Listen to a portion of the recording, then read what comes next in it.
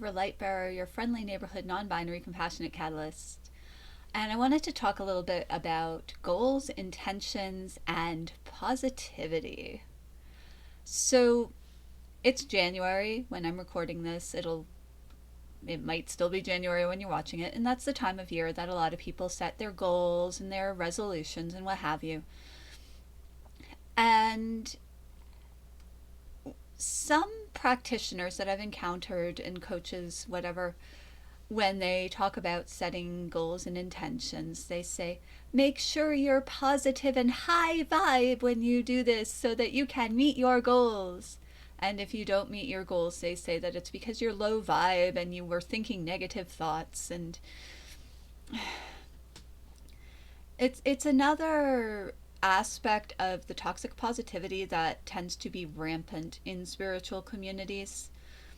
Yes, it is important to phrase things in a positive way, especially when you're setting goals and intentions. Like it's more beneficial to avoid saying things like, I don't want to be poor anymore, so my intention is to make money, or whatever. It does help if you phrase things positively. Like, I intend to manage my finances better and have a more productive job so that I can pay my bills. There's nothing wrong with phrasing things in a positive way. The problem comes when you're told that you're not allowed to think or feel anything other than positive when you're setting intentions. Because you're a human being, presumably if you're watching this, you're a human being. You might be a cat. You never know what cats are going to do when we're not looking. But presumably you're a human being, which means that you have human emotions. And some of those emotions are what we might call positive: happiness, joy, love. Some of them are what we might call negative: anger, fear, frustration. But they're all part of a whole.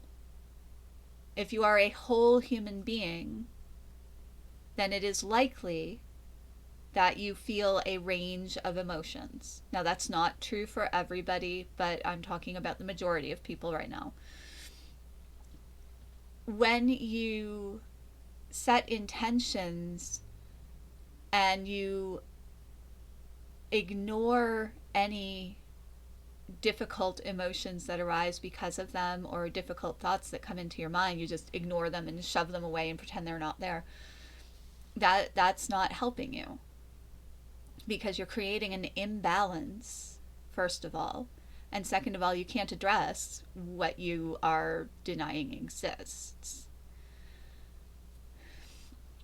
You want to try to notice those difficult emotions and difficult thoughts. You want to try to address them. But noticing and addressing them doesn't mean pretending they're not there, and it definitely doesn't mean treating yourself like crap for having them in the first place. Emotions and thoughts like that often arise from a part of you that has been harmed in the past.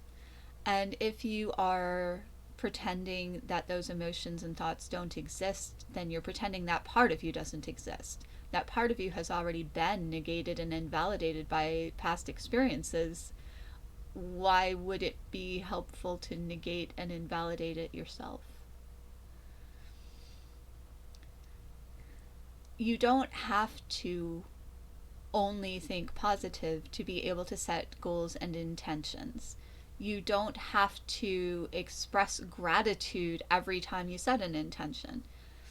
Gratitude is another thing that some coaches and practitioners tell you. You have to express gratitude, because if you don't say that you're thankful, then the universe isn't going to give you anything more. That's not how that works. It's really not. Whatever creative power exists, does it like to be thanked? Probably. I don't know. I don't speak for it. But you're not obligated to express gratitude, because if you're doing it out of obligation, are you really expressing gratitude, or are you just expressing that you feel obligated? I'm getting kind of rambly on this video, and it's not because I didn't plan out what to say, it's just that there are so many pieces of this. There are so many sneaky little areas where toxic positivity and spiritual bypassing interfere with people being able to actually create and live their own lives. And this is just one of them. When you set a goal, an intention, however you do it, try to phrase it using positive language instead of saying, I don't want X, say, I want Y. That helps. It's not required. It just helps. And, try to be in a positive frame of mind. Try to be feeling happy, or at least neutral. Because if you're setting goals and intentions when you're feeling pissed off, that they might not pan out the way you think, the way you'd like. But that doesn't mean don't feel angry. That doesn't mean don't say the word don't. I mean, I've just said it several times in this sentence. Think about how you're doing things, but do things in a mindful way. Be conscious and aware. But be in balance too. And if you have a goal that's set and you start feeling crappy about that goal, it's okay to let it go. You're not a failure if you don't meet your goals. You're not a failure if things take a different track from what you were expecting. You're not a failure if things take longer than you thought. And none of those things happen because you didn't think positively enough. So treat yourself with kindness and acknowledge who you are and how you feel. Embrace the parts of you that struggle with positivity and positive thinking, and understand that the universe runs on balance. And that means that things aren't always going to be positive, and you're not always going to feel thankful, and you're not always going to be happy, and that's okay. It is okay to feel how you feel. It is okay if, when you struggle, that doesn't mean that there's something wrong with you. It just means that it's the time when you're struggling, and there will be times when you don't. And stop, as one of my former therapists used to put it, stop shooting on yourself when you feel negative emotions and when you think negative thoughts, because there is no should.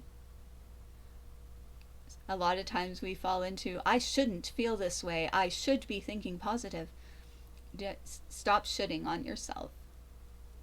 I don't like feeling this way. It would be helpful if I had more positive thoughts, but there's no should. There's no obligation. Your life is yours to form the way you want to form it.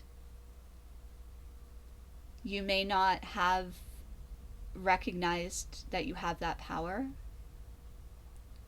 and you're certainly not responsible for the things that others have done that have harmed you.